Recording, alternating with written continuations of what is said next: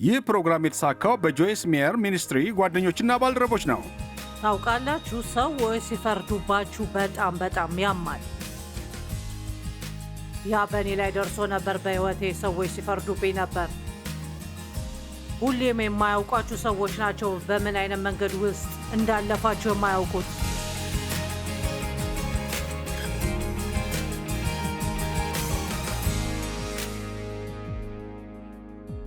ያው የእግዚአብሔር ቃል ለመስማት ስለመጣችሁ ደስ ብሎኛል።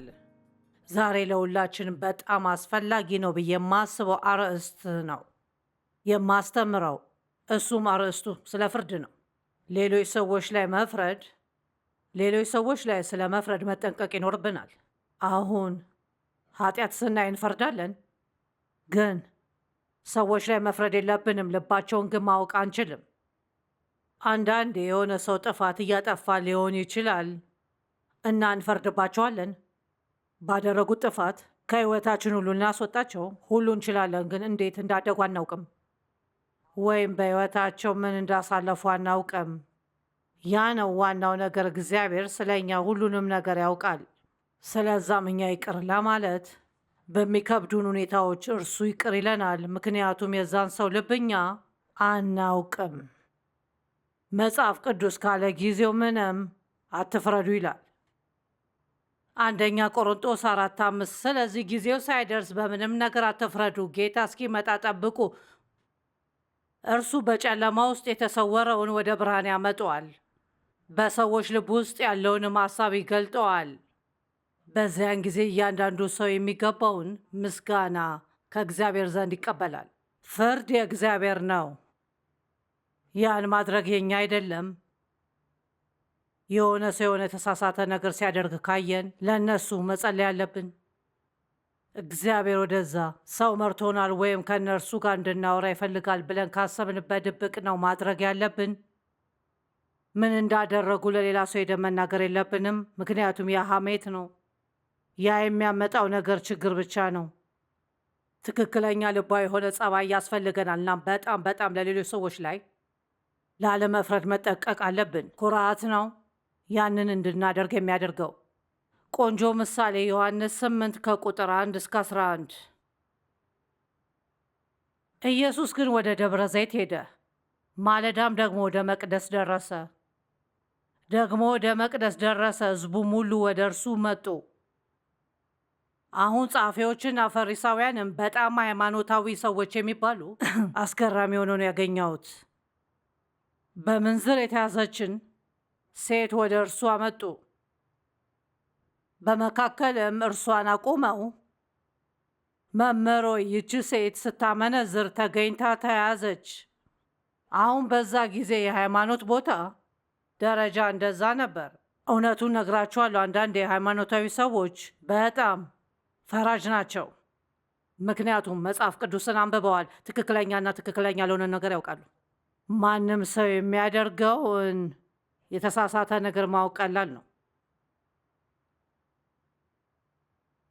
መምህር ሆይ፣ ይህች ሴት ስታመነዝር ተገኝታ ተያዘች፣ አንተስ ስለ እርሷ ምን ትላለህ አሉት። ያው የእርሱም ልብ ትክክል አልነበረም፣ ምክንያቱም ይህንን ያነሱበት ዋነኛው ምክንያት እርሱም መያዝ ከቻሉ ለማየት ነው። ከሕግ ውጭ የሆነ የተሳሳተ ውሳኔ ድንገት ከወሰነ ብለው ሲያስተምር ከቆየው የተለየ ከሆነ ለማየት። ይህንን ያሉበት ምክንያት የሆነ እርሱን የሚከሱበት ነገር ካገኘን ብለው ነው። ኢየሱስ ግን ጎንበስ ብሎ በጣቱ በምድር ላይ አውቃለሁ፣ ሁላችንም ገርሞን ይሆናል ምን እየጻፈ ነበር? ያው እኔ መጽሐፍ ቅዱስ እንዲህ አይልም፣ ግን ስለዚህ ጉዳይ በመጸለይ ሲመስለኝ ምናልባት ዝም ብሎ በጣቱ እየተጫወተ ነበር፣ ጭቃ ውስጥ ጣቱን አስገብቶ። እንዴት ብሎ ለዚህ ጥያቄ መመለስ እንዳለበት ከእግዚአብሔር እየጠበቀ። እንዴት ጥሩ ነበር የሚሆነው ነገሮች ሲከሰቱ፣ ሁኔታዎች ሲፈጠሩ እንዴት መመለስ እንዳለብን፣ ከእግዚአብሔር እንዴት መመለስ እንዳለብን ብንጠብቅ። መላልሰው በጠየቁት ጊዜ ግን ቀና ብሎ ያው ከእናንተ ኃጢአት የሌለበት አስቀድሞ በድንጋይ ይውገራት። ወይ አምላኬ፣ እንዴት ያለ መልስ ነው! ስለዚህ ሲመስለኝ ሰዎች ላይ ሁሌ የምትፈርዱ ከሆነ ያንን ማድረግ የምትችሉት ልክ በሕይወታችሁ ምንም ኃጢአት ካልሰራችሁ ነው። ደግሞም ጎንበስ ብሎ በጣቱ በምድር ላይ ጻፈ። እነርሱም ይህን ሲሰሙ ሕሊናቸው ወቀሳቸውና ከሽማግሌዎቹ ጀምረው እስከ ኋለኛው አንድ ኢየሱስና ቀና ብሎ ከሴቷ በቀር ማንንም ባላየ ጊዜ አንቺ ሴት እነዚያ ከሳሾችሽ ወዴት አሉ? የፈረደብሽ የለምን አላት። እርሷም ጌታ ሆይ አንድስ እንኳን አለች። ኢየሱስም እኔም አልፈርድብሽም፣ ሂጂ፣ ካሁን ጀምሮ ኃጢአት አትስሪ። ስለዚህ እርሱ አልወቀሳትም። ቆንጆ በሆነ መንገድ ነው የተጋፈጣት። እንዲህ አላት፣ አሁን ሂጂና ደግመሽ ኃጢአት አትስሪ። ሰው ሥጋን አይቶ ነው የሚፈርደው፣ እግዚአብሔር ግን ልብን። እናም ይሄን ልበል እና ይሄን በደንብ እንድትረዱ ትፈልጋለሁ። እሱም ነገሮችን ካለ እውቀት ነው የምንፈርደው። ምንም እውቀት በሌለ ነገሮች ዙሪያ ነው የምንፈርደው። ስለዛ ሰው ምንም የምናውቀው ነገር የለም። ለመፍረድ በጣም እንቸኩላለን። በድጋሚ የዛ ምክንያት በራሳችን ኩራት ስለታወርን ነው። ከስጋዊ ፍላጎት ተነስተን ነው የምንወስነው፣ ወይንም ሰይጣን ከሚነግረው ውሸት ተነስተን። ለምሳሌ አንድ ሰው የያዘውን ዕቃ አይታችሁ ከዛ እዛ ዕቃ ላይ ገንዘብ ማውጣት አልነበረባቸውም ብላችሁ ልትፈርዱ ትችላላችሁ። ምናልባት የሆነ ሰው ሰጥቷቸው ይሆናል፣ ወይም በውርስ መልክ አግኝተውት ይሆናል። እኔ የማደርገው ቆንጆ ቀለበት አለኝ እና እርግጠኛ ነኝ ያንን ያዩና እንዲህ ብለው የሚያስቡ ሰዎች ይኖራሉ። ያንን ማድረግ የለብሽም። ያው ታውቃላችሁ፣ የሆነ ሰው ከ20 ዓመት በፊት ነው ይህን የሰጠኝ እና መልሼ የምሰጠው እዚህ ቀለበት ላይ በተዘራው ነው። ምክንያቱም እግዚአብሔር እንድሰጥ ፈልጎ ነው ብዬ አምናለው። እና ብቸኛው የነበረኝ ነገር የትዳር ቀለበቴ ነበር። እሱንም ብዙ ውድ ያልሆነ ነው፣ ግን ለእኔ ዋጋ ነበረው። እና ታውቃላችሁ፣ ብዙ ጊዜ እግዚአብሔር ለእኛ ዋጋ ያለውን ነገር እንድንሰጥ ያዘናል። መስጠት በጣም ቀላል ነው ለእናንተ ዋጋ የማይሰጥ ከሆነ። ከዛን እግዚአብሔር በጣም ቆንጆ ቀለበት እንዲሰጠኝ ጠየቅኩት። ምናልባት መቼም በሕይወቴ መግዛት የማልችለውን እና ከተወሰኑ ጥቂት ዓመታት በፊት ነው የሆነው። ግን ይሄንን የሆነ ሰው ነው የሰጠኝ። ለረዥም ጊዜ አላደርገውም ነበር፣ ምክንያቱም ማንም ሰው እንዲፈርድ አልፈለግኩም። ስለ እኔ መጥፎ አስተያየት እንዲኖራቸው አልፈለግኩም። ከዛም በኋላ ዮሴፍን አስታወስኩት። መጽሐፍ ቅዱስ ላይ አባቱ ልዩ ኮት ሰርቶለት ነበር። ብዙ ቀለም ያለው ኮት፣ በጣም ቆንጆ ኮት። ታውቃላችሁ፣ አደረገው። ወንድሞቹ ቀንተውበት ነበር፣ ግን ቢሆንም አደረገው። ብዙ ጊዜ ሰዎች ባላቸው ነገሮች ስንፈርድ፣ ምክንያቱም እኛ እነርሱ ያላቸውን ነገር ስለሌለን ነው። ግን እነርሱ ያላቸውን ነገሮች ስላሉኝ ገና በእኔ የሚፈርዱ ሰዎች ይኖራሉ። እና በእርግጥ ብዙ ጊዜ ፍርድ የሚመጣው ከቅናት የተነሳ ነው። ወይም የሆነ ሰው ዕቃ ገዝቶ ሲወጣ ስናይ፣ የሆነ ውድ ነገር ገዝቶ ሲወጣ እና በገንዘብ እየተቸገረ እንዳለ የምናውቀው ሰው ይሆናል። ከዛን እንዲህ እናስባለን፣ ያንን ሳይሆን ይህንን መግዛት አለባቸው። እንደዛ ነው፣ ሌሎች እንደምናውቅላቸው ነው። ምናልባት ለሆነ ሰው እንዲገዙ መልእክት ተልከው ቢሆንስ እና ያ ሰው እንዲያመጣላቸው የጠየቃቸውን ነገሮች እያመጡ ቢሆንስ? እኛ አናውቅም። ኢየሱስ የተጓዘው በማስተዋል ነው፣ ለመፍረድ አይደለም። እና ማስተዋል ጊዜ ይወስዳል። እግዚአብሔርን መጠበቅ ይኖርባችኋል።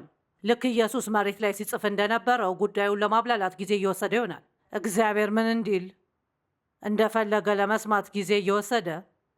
ኢሳይያስ 11 እንዲህ ይላል፣ የእግዚአብሔር መንፈስ የጥበብና የማስተዋል መንፈስ፣ የእግዚአብሔር መንፈስ የጥበብና የማስተዋል መንፈስ፣ የምክርና የኃይል መንፈስ፣ የእውቀትና እግዚአብሔርን የመፍራት። ሌሎች ሰዎች ላይ መፍረድን በተመለከተ ለእግዚአብሔር የክብር ፍርሃት ያስፈልገናል። ምክንያቱም እግዚአብሔር ያንን ስናደርግ ደስተኛ አይሆንም። ለእግዚአብሔር አክብሮት ፍራቻ ማለት እግዚአብሔር ይጎዳናል ብለን እያሰብን መፍራት አይደለም። ግን ያ ማለት ለእርሱ ታላቅ አክብሮት አለንና ያለውን ታላቅ ኃይል እናውቃለን ማለት ነው። እርሱም መታዘዝ ብልህነት ነውና አለመታዘዝ ደግሞ ብልህነት እንዳልሆነ ይህንን ማወቅ አለብን። ማስተዋል ስንፈልግ እኛ ስሜታችን እንዲቀዘቅዝ ጊዜ እንሰጠዋለን፣ ከእግዚአብሔር በግልጽ እንድንሰማ። እውነቱን የምትፈልጉት ወይስ ሐቁን? መጠበቅ ልዩነቶች እንድናስተውል ያደርገናል። ኢየሱስ መቼም ችኩል አልነበርም፣ እኛ ግን ችኩል ነን እና የሆነ ነገር ቶሎ እናይና ወዲያውኑ እንፈርዳለን። ይህን ማድረግ የለብንም። አሁን ላነበው ያልኩትን ጽሑፍ በሕይወታችን ሲሆን እንወደዋለን፣ ግን ሌሎች ሰዎች ላይ ለመተግበር ዝግጁ ነን? አንደኛ ሳሙኤል 16:7 እግዚአብሔር ግን ሳሙኤልን መልኩን ወይም ቁመቱን አትይ፣ እኔ ንቄዋለሁና እግዚአብሔር የሚያየው ሰው እንደሚያየው አይደለም። ሰው የውጭን ገጽታ ያያል፣ እግዚአብሔር ግን ልብን ያያል አለው። ያ ነው በጣም አስፈላጊው ነገር። የሰውን ልብ ማወቅ አንችልም፣ አናውቅም። አንድ ሰው በኃጢአት ውስጥ እናየው ይሆናል። ምናልባት ያ ሰው ድኖ ይሆናል። ከአንድ ዓመት በፊት በጣም ተቀይረው ይሆናል። እግዚአብሔር ከእነርሱ ጋር እየሰራ ይሆናል። ግን ይሄ ሲያደርጉ የምናየው ነገሮች እዛ ደረጃ አልደረሰም ይሆናል። አሁንም በእናንተ በኩል ምንም ችግር የለም ብላችሁ ታስባላችሁ? እግዚአብሔር አሁንም ከእናንተ ጋር እየሰራ ያለ ጉዳይ አሁን ድረስ ከእናንተ ጋር እየሰራ ያለው እግዚአብሔር ልባችሁን ስለሚያውቅ ይቅር ይላችኋል። ከየት እንደመጣችሁ ያውቃል። እንዴት እንደመጣችሁ ያውቃል። ልንገራችሁ፣ በአባቴ ጾታዊ ጥቃት የደረሱብኝ ችግሮች ነበሩብኝ። በባህሬ ብዙ ችግር ነበረብኝና በጣም ጨካኝ ነበርኩ፣ እንዲሁም ተጠራጣሪ፣ እንዲሁም እፈርድ ነበር። በማድግበት ጊዜ አባቴ ሲያደርግ ያየዋቸውን ነገሮች ሁሉ ነበርኩ እና በሕይወቴ የነዛ ነገሮች ሁሉ ሆኜ እግዚአብሔር ይወደኝ ነበር፣ ምክንያቱም ልቤን አይተዋል። ልቤን ያውቀው ነበር። እርሱ በእኔ ዙሪያ ትንሽ ቢሰራ ምን መሆን እንደምችል ያውቅ ነበር። ለሰዎች አብስተን መጸለይ ይኖርብናል እና አብስተን በትንሹ መፍረድ። ኢየሱስ በማስተዋል ነው የሚጓዘው እንጂ በመፍረድ አይደለም። መጽሐፍ ቅዱስ ዳዊት እንደ ልቡ ነበር ይላል። እንዴት ዝሙት ስለሰራ ሰው እንዴት እንደዚህ ይላል? ከዛን ዝሙት የሰራባት ሴት እርጉዝ እንደሆነች ባወቀ ጊዜ ባሏን አስገደለባት። ደግሞ ባሏ የዳዊት ቀኝ እጅ ነበር። ስለዚህ ዳዊት ከሚቀርባቸው ሰዎች አንዱ ነበር። ጓደኛውን አስገደለው። ግን እግዚአብሔር እንዲህ አለ፣ እርሱ እንደ ልቡ የሆነ ሰው ነው። እግዚአብሔር እንዴት እንደዚህ ይላል? ምክንያቱም በስንፍናና በክፋት መሃል ልዩነት አለ እና ዳዊት ስንፍና ነው የነበረው። ስንፍናን ነው ያሳየው። ትንሽ ጊዜ ወስዶበታል፣ ግን በደንብና ሙሉ በሙሉ ንስሐ ገብቷል። ለዛም እግዚአብሔር እርሱ እንደ ልቡ የሆነ ሰው ነው አለ። ዋው! ይህን ደግሜ ልበል፣ የሰዎችን ልብ ማወቅ አንችልም።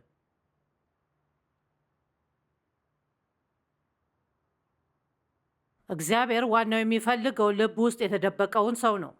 አንደኛ ጴጥሮስ መልእክት 3:3-4 ለእናንተም ጠጉርን በመሸረብና ወርቅን በማንጠልጠል ወይም ልብስን በመጎናጸፍ በውጭ የሆነ ሽልማት አይሁንላችሁ፣ ነገር ግን በእግዚአብሔር ፊት ዋጋው እጅግ የከበረ የዋህና ዝግተኛ መንፈስ ያለውን የማይጠፋውን ልብስ ለብሶ የተሰወረ የልብ ሰው ይሁንላችሁ። ትላንትና ትምህርታችን ላይ ዳዊት እንዲህ ስላለው ነገር ሳስብ ነበር። ሲመሽ ወደ አልጋው ሄደና በልቡ ብቻ ያስብ ነበር። ከልባችሁ ጋር አሳለፉና ውስጡ ምን እንዳለዩ። ሌላ ሰዎች ላይ መፍረድ ውስጣችሁ ካለ ተመልከቱ። ስል እንደነበረው የሆነ ሰው ኃጢአት ሲሰራ ማየት እንችላለን እና መጀመሪያ ማድረግ ያለብን ለእነርሱ መጸለይ ነው እንጂ ወዲያውኑ መፍረድ የለብንም። ለእነርሱ ጸልዩ እና እግዚአብሔር ምን ያህል ይቅር ባይ እንደሆነ አስቡ። ወይ አምላኬ፣ መጽሐፍ ቅዱስ እንዲህ ይላል፣ ያልጠፋ ነው ከእግዚአብሔር ምሕረት የተነሳ ነው፣ ርኅራኄው አያልቅምና። ኃጢአታችን እኛን በሕይወት እያለን ይበሉናል፣ እንዲሁም ይውጡናል። ግን የእግዚአብሔር ምሕረት ሁሌም አዲስ ነው። ለምን? ምክንያቱም ልባችንን ያያል። ከየት እንደመጣን ያውቃል። በምን አይነት መንገድ እንዳለፍን ያውቃል። እና ያ ብቻ አይደለም፣ እርሱ ከእኛ ጋር መስራት ከቀጠለ የት እንደምትደርሱ ያውቃል። እግዚአብሔርን በሙሉ ልብ ማገልገል ለጌታ በጣም አስፈላጊ ነው፣ ምክንያቱም እርሱ የልብ አምላክ ነው። ዮሐንስ ወንጌል 7:24ን እወደዋለሁ። አዲሱ መደበኛ መጽሐፍ ቅዱስ ላይ በፍርዳችሁ እውነተኛ ሁኑ፣ እንዲሁም በመልክ አትፍረዱ ይላል። ታዲያ ያ የሚገርም ጽሑፍ አይደለም? በመልክ አትፍረዱ። የሆነን ነገር በፍጥነት አይታችሁ ብቻ አትፍረዱ። ለሌላ ሰው ራሴ ሐሜት አታውሩላቸው። መሬት ላይ ራሱ ጎንበስ ብሎ ለመጻፍ ምንም ያህል ጊዜ ሳንወስድ እግዚአብሔር ምን ሊለን እንደሚችል ራሱ ሳናይ ቅን ፍርድ ፍረዱ እንጂ በመልክ ዝም ብሎ ወይም በመልክ አትፍረዱ። ነገር ግን በቅንነትና በትክክለኛ መንገድ። አሁን ስለ ፍርድ ፍሬው እናውራ። ለነገሩ ባናውራ ይሻላል፣ ግን ብናውራ ይሻላል። እንደፈለግን ሰዎች ላይ ብንፈርድም እኛ ላይ ይፈረዳል። እንደ ማቴዎስ ወንጌል 7:1-5 እንዳይፈረድባችሁ አትፍረዱ፣ በምትፈርዱበት ፍርድ ይፈረድባቸዋልና በምትሰፍሩበት መስፈሪያ ይሰፈርላቸዋል። የዘራነውን ነው የምናጭደው። በወንድምህ ዓይን ያለውን ጉድፍ ስለምን ታያለህ? በዓይንህ ግን ያለውን ምሰሶ ስለምን አትመለከትም? ወይም ወንድምህን ከዓይንህ ጉድፍ ላውጣ ፍቀድልኝ እንዴትስ ትለዋለህ? እነሆም በዓይንህ ምሰሶ አለ። አንተ ግብዝ! ዋው! ግብዝ ምንድን ነው? ግብዝ እውነተኛ ለሆነ ሰው ነው። ግብዝ ሌሎች ሰዎችን ምን ማድረግ እንዳለባቸው የሚናገርና ግን ራሱ የማያደርገው ነው። ሌሎች ሰዎች ላይ የሆነ ነገር ስላደረጉ ይፈረድባቸዋል፣ ግን ከዛ የባሰ ነገር እያደረጉ ነው። ራሳቸው የሚያደርጉትን አያዩም። መጀመሪያ በዓይናችሁ ያለው ምሰሶ አውጡ፣ ከዛን ከወንድማቸው ዓይን ጉድፍን ለማውጣት በደንብ ታያላችሁ። አሁን መፍረድ ለሚለው ቃል ትርጉሙን ልሰጣችሁ ነው። ከግሪክ የቫይን መዝገበ ቃላት መጽሐፍ ቅዱስ ላይ መፍረድ ማለት እንደዚህ ነው። በግሪክ ለእግዚአብሔር ሲጠቀሙት እርሱ የነርሱ ሰዎች ላይ የሚፈርደው ራሱ የነርሱ አምላክ ነው። ስለዚህ መፍረድ ማለት ራሳችሁን ለአምላክነት ማዘጋጀት ነው። ስለ እናንተ እኔ እንጃ፣ ግን ለእኔ ክብር ፍርሃትና መገረም ይፈጥርብኛል። ለእኔ የክብር ፍርሃትና የመገረም ይፈጥርብኛል። እኔ ማነኝ በሌላ ሰው ሕይወት ላይ እግዚአብሔርን ለመምሰል የምሞክረው? ዋው! ማውገዝም ማለት ነው፣ ወይም ሀሳብን መፍጠር ማለት ነው። አሁን የዚህን ጽሑፍ መልእክት ትርጉም ላንብብላችሁ፣ ምክንያቱም በጣም ጥሩ ነው። ሰዎች ላይ አትጠቁሙ፣ ጥፋታቸው ላይ አታተኩሩ፣ ስለ ጥፋታቸው አታውሩ፣ እንደዛው እንዲደረግባችሁ ካልፈለጋችሁ በስተቀር። ያ ጸባይ ተመልሶ የሚመጣበት መንገድ አለው። የጎረቤታችሁ ፊት ላይ ያለውን ጉድፍ እያዩ እራሳችሁ ላይ ያለውን ምሰሶ አለማስተዋል ቀላል ነው። ለዛ ነው መጽሐፍ ቅዱስ ነገሮችን ከእግዚአብሔር ቃል አንጻር ስናይ በመስታወት ፊት እንደማየት ነው። መጽሐፍ ቅዱስን በንጹህ ልብ የምናነብ ከሆነ እንዲሁም የምንሰማቸውን ስብከቶች በንጹህ ልብ የምንሰማ ከሆነ እራሳችን ዓይን ውስጥ ያለውን ጉድፍ እናይና የሌሎችን ጉድፍ ለማጽዳት አንሞክርም ነበር። እንዲህ የማለት ድፍረት ይኖራቸዋል። የእናንተን ዓይን ልጠብላችሁ። የራሳችሁ ፊት በንቀት ተሞልቶ እያለ ይህ ሁሌም የምናየው የጉዞ ትዕይንት የሚመስልና የራሳችሁን ኑሮ ከመኖር ይልቅ እኔ ከእናንተ የበለጠ ቅዱስ ነኝ ማለት። ያንን ጉድፍ ከፊታችሁ ላይ አንሱና ምናልባት ለጎረቤታችሁ ጨርቅ ለማቀበል ትበቁ ይሆናል። ከተቀደሱ ነገሮች ተቃራኒ አትሁኑ። ቀልድና ሞኝነት ለእግዚአብሔር ክብር አያመጡም። የተቀደሱ ታምራትን ወደ መፈክር አትቀይሩ። አስፈላጊ ለመምሰል ስትሞክሩ ጥሩ የሆናችሁና የተቀደሰው እንዲረክስ እየጋበዛችሁ ነው። ዋው! አሁን ወደ ሮሜ ሰዎች 14:4 ላይ እንዲህ ይላል፣ አንተ በሌላው ሎሌ የምትፈርድ ማን ነህ? እርሱ ቢቆም ወይም ቢወድቅ ለገዛ ጌታው ነው። ነገር ግን እግዚአብሔር ሊያቆመው ይችላልና ይቆማል። ያንን እወደዋለሁ። እግዚአብሔር ሰዎችን መቀየር ይችላል። እግዚአብሔር ወደ ሰዎች ማስተካከያ ማቅረብ ይችላል። የሆነ ሰው ሕይወት ውስጥ ኃጢአት ልናይ እንችላለን። የእግዚአብሔርን ቃል የምናውቅ ከሆነ ከመቼም ጊዜ በላይ በፍጥነት ኃጢአትን እናስተውላለን። ነገር ግን ደግሞ የዛን ሰው ልብ አናውቅም። ስለዛ ሰው ያለፈ ሕይወት አናውቅም። ታውቃላችሁ፣ ሰዎች ሲፈርዱባችሁ በጣም በጣም ያማል። ከዚህ በፊት በሕይወቴ ያደርሶብኝ ያውቃል። ሰዎች ፈርደውብኛል። ሁሌም የማያውቋችሁ ሰዎች ናቸው በምን አይነት መንገድ ውስጥ እንዳለፋችሁ የማያውቁ ወይም ምንም እንዳሳለፋችሁ ወይም ምን ያህል ጠንክራችሁ እንደሰራችሁ። እግዚአብሔር ምን አይነት ሰዎችን እንደሚጠቀምና እንደሚይዝ ይገርማል። ያንን ሰው አይተን እንዲህ ልናስብ እንችላለን፣ ያው እግዚአብሔር እንዴት ይጠቀማቸዋል። ግን ገነት ሄደን እዛ ማን እንዳለ ስናይ የምንገረም ይመስለኛል። እንዲሁም የሌሉትን በማየት አንዳንድ ሃይማኖተኛ የሚመስሉን ሰዎች ምናልባት ላይሳካላቸው ይችላል። ምክንያቱም በእርግጥ በክርስቶስ ለመዳን በእግዚአብሔር አይተማመኑም ነበር። በራሳቸው መልካም ስራ ነበር ሲተማመኑ የነበሩት እና እነርሱ ያሉበት ደረጃ ላይ አልደረሱም ብለው ያሰቡት ሰዎች ላይ ይፈርዳሉ። ያው ይቅርታስ ነገር ለሰዎች ብዙ ይቅርታ ለማሳየት ዝግጁ ናችሁ? ውይ ስለ ይቅርታ ብዙ የሚገርሙ ጽሑፎች አሉ። የተወሰኑትን ብቻ ላንብብላችሁ። መዝሙር 108:4 ምሕረትህ በሰማይ ላይ ታላቅ ናትና እውነትህም እና ታማኝነት እስከ ደመናት ድረስ ነውና። መዝሙረ ዳዊት 31:7 በምሕረትህ ደስ ይለኛል ሐሴትም አደርጋለሁ። የሌሎችን ኃጢአት አይቶ እንዳላየ እንሁን እያልኩ አይደለም። እያልኩ ያለው ጸልዩላቸው ነው። ስለ እነርሱ ሐሜት አታውሩ እና እግዚአብሔር ነው የመራኝ ብላችሁ የምታስቡ ከሆነ እግዚአብሔር መርቶኛል ብላችሁ የምታስቡ ከሆነ ብቻ ከዛ ሰው ጋር ስለዛ ማውራት ትችላላችሁ። ምናልባት እነርሱ እያደረጉት ያሉትና ምን እንደሆነ አያውቁም ይሆናል ወይም የሆነ ገና ያላወቁት ነገር፣ ግን ያ በፍጹም ትህትና ነው ማድረግ ያለባችሁ። እናንተ ራሳችሁ የባሰ ነገር እያደረጋችሁ እንደሆነ እርግጠኛ ናችሁ። ውይይት ለመጀመር ጥሩ መንገድ አንዱ በሕይወቴ የራሴ ብዙ ጉዳዮች አሉኝ እና አሁን ስለዚህ የማውራክ አንተ ላይ ለመፍረድ ፈልጌ አይደለም፣ ግን ስለ አንተ ስለማስብ ብቻ ነው። በእግዚአብሔር ዓይን ጥሩ እንድትሆን ብዬ ነው። ግን ስል እንደነበረው እንደዛ የምታደርጉት በእርግጥም እግዚአብሔር ልኮኛል ብላችሁ የምታስቡ ከሆነ ብቻ ነው እና ያ ብዙ ጊዜ ያጋጥማል ብዬ አላስብም። ምክንያቱም እግዚአብሔር በራሱ ሰዎችን ያስተካክላል ብዬ አስባለሁ እኛ እንዲያደርገው ጊዜ ከሰጠ ነው። ሉቃስ 6:36 አባታችሁ ሩህሩህ እንደሆነ እናንተም ሩህሩሃኖች ሁኑ። የያዕቆብ መልእክት 2:13 ምሕረት ፍርድን ያሸንፋል። ዋው!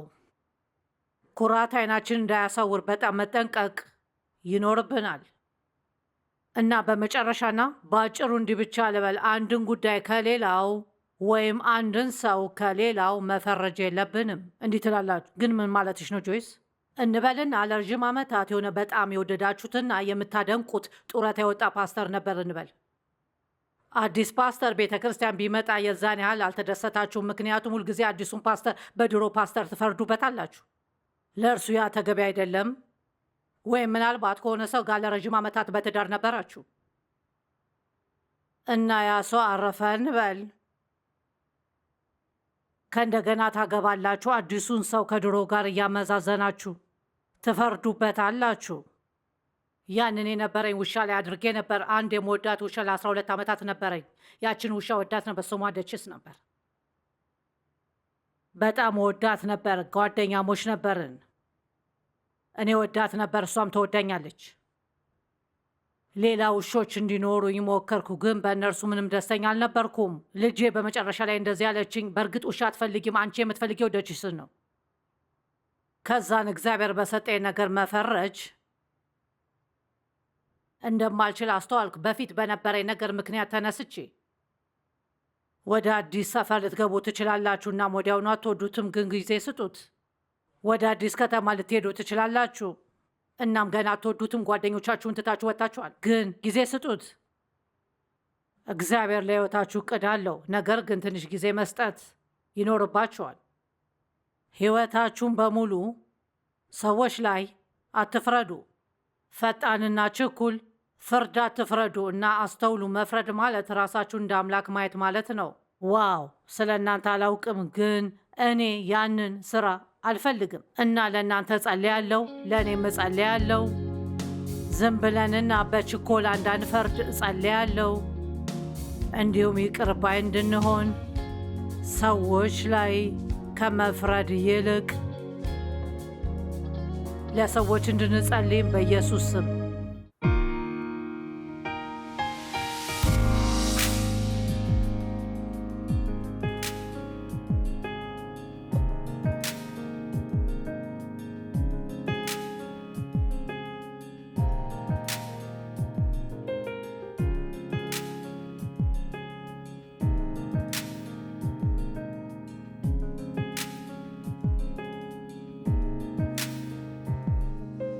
ይህ ፕሮግራም የተሳካው በጆይስ ሜየር ሚኒስትሪ ጓደኞችና ባልደረቦች ነው።